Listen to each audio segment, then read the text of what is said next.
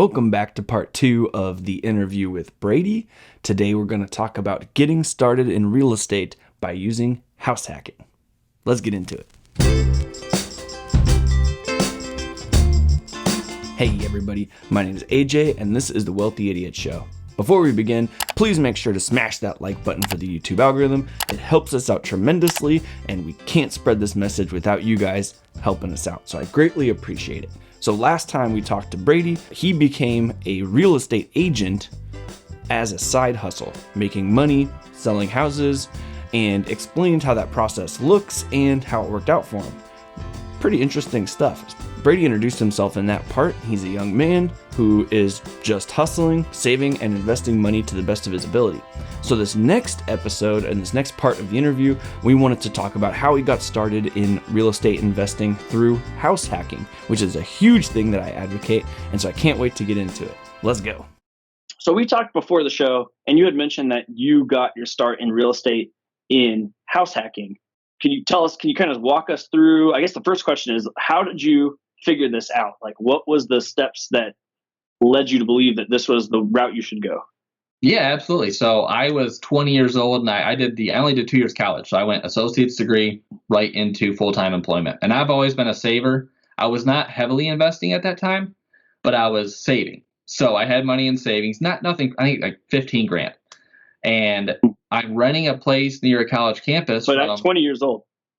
Right, at 20 years old. So, and you had that's 15 just, grand. Wow. But that's just full-time. That was part of it was living at home. I can't lie. So I lived at home for a little bit until I was about 18. And then I ventured out on my own. I worked at Subway. So I was just but I was a kid who, so I actually have a funny story about DC. I was probably 12 and he was 16. And I was always a saver. So birthday money, I'm throwing it in the bank. I never spent money as a kid. And my parents would buy me the video game. They do little things like that. And to this day, I don't buy the fancy clothes. I'm pretty frugal. My friends will joke like I'm very frugal. So anyways, he's trying to buy, I think, a $600 car, and he didn't have the money. So I said, hey, I will loan you the $600, but I want 8%. I don't know what the interest rate was because it was so long ago, but I want interest on it. So you're going to pay me $700 back. So he's making his payments, and it was Thanksgiving, and my parents would always buy lotto tickets for everybody, and he owed me $50. And I'm like, hey man, you owe me the final 50. Where is it? So we all get a scratch off. And he marks his scratch off, and he hits $50 and hands me the ticket and says, here you go, you're paid off. And I was so mad because it was like, you just cheated. But that kind of gives a sense of, I was always a saver growing up, and obviously he has became the saver almost more than me now. So, but I was, as a kid, I've always just been saving. So. But you got your $50. Sorry. Yeah, I did. Off a lot of ticket. I just my parents cash a lot. Don't tell anybody, but Yeah, honestly, it was more I lived with a friend, and it was 3 of us living in the house, and I was paying rent to her dad. And I'm thinking, okay, I'm paying $500 in rent to him. We got 3 people in the house, $1,500 a month. And at that time, house prices were fairly affordable. I had the full-time employment, didn't have a ton of credit, but I knew of a lender who my realtor knew of, and they said, hey, try this. So at 20, I ended up getting a house, a 4-bedroom right by a college campus, and I became that landlord. Wow. So I grabbed some friends. It was actually 8 houses down from like 4 of my other friends. So we had our own street in college life, which was pretty awesome. And I was still working full time, but just then I had one buddy moving in with me, $350 a month, and then we got another roommate, and it kind of covered my mortgage. And I was like, hey, I'm getting paid for living somewhere. Oh, that's awesome. So were you able to cover the mortgage and get some cash on top of that? Yeah. So I kept it at 2 to 3 roommates. I want to say my mortgage was like $500 a month. It was super cheap for the house. It was $60,000 house, needed some love. I'm not super handy, but as I got into it, I had some help from friends and we kind of upgraded it a bit. But no, I think I was at $500 mortgage, which is crazy in 2022. This is back in like 2011. So I want to say at times I was making at least $200 a month. If I had 3 roommates, I was probably making $400 to $500 a month. And you managed this yourself? You didn't have any kind of manager? You collected the rents and that worked out okay? Yeah, I mean, I'm sure I was not wasn't by the book. They were my friends. So they were getting a pretty cheap deal. I was getting a cheap deal living with my friends. So it really didn't feel like I was the landlord. I don't know. I was hanging out with friends as you do when anyway. So to me, it wasn't even like I wasn't really landlording. I mean, I had a little contract, maybe a page, and I printed it off a line and we just kind of did it that way. But I never had an issue with the roommates. I mean, we were all we got along well. We all hung out outside of it. We were great friends. Okay, that's awesome. Do you still have that house today? I don't. So that was in Michigan. I moved down to Florida. I sold that house and I kind of moved down to Florida on a whim to be closer to DC and some family. So that gave me a little bit of profit to have before I found a job down here. Before selling it, did you make a good amount of appreciation on the house? Yeah. So I bought it for $60,000 foreclosure. I somehow got that house. It was like a 4-bed, and this is a decent area, like right by a college campus. There were bars. It was a fun time. So that was, I want to say 2011 or so. The market, I think I got a steal up front. Like it was probably worth about 80 when I got it. I mean, there was some tile missing, little cosmetic stuff that I didn't care. I was 20. I don't care about that. So as I went to sell it and I planned on moving, then I kind of hired some contractors, redid the siding, put on new tile, new countertops, backsplash, and upgraded it. I upgraded a lot differently than I would now today. But back in the day, it was kind of what I was learning on the fly.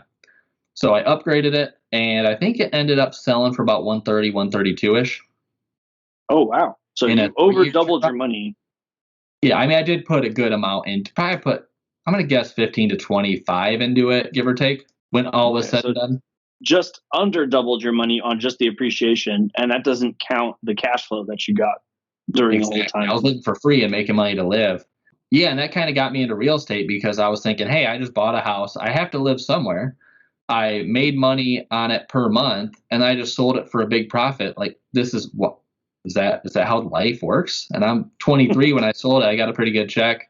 And I didn't go buy the land. I could have bought a really souped up truck. No, I didn't care. I just put it in the bank and figured out my next investment.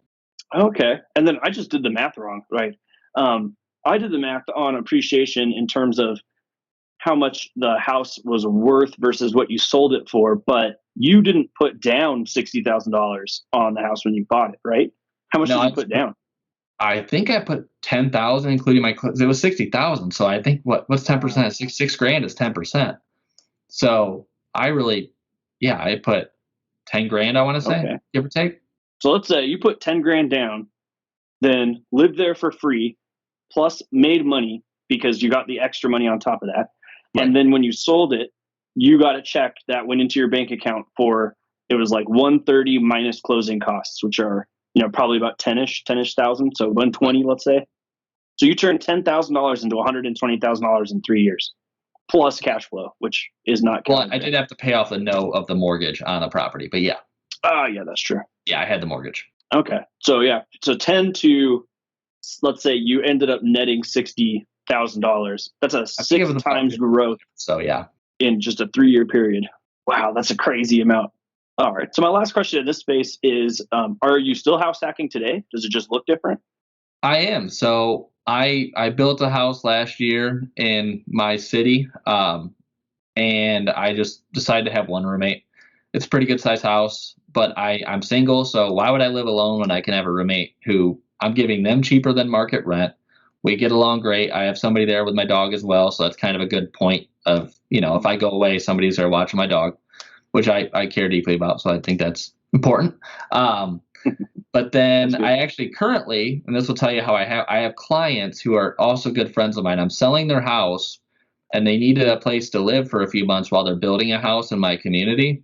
So they're also living in my house. So I dropped my roommate's rent I have a full house right now, only temporarily. Ideally, I want to be down to one roommate. And if I do meet somebody special, I would obviously adjust then. But no, I'm still house hacking. So people say that, you can't buy a home.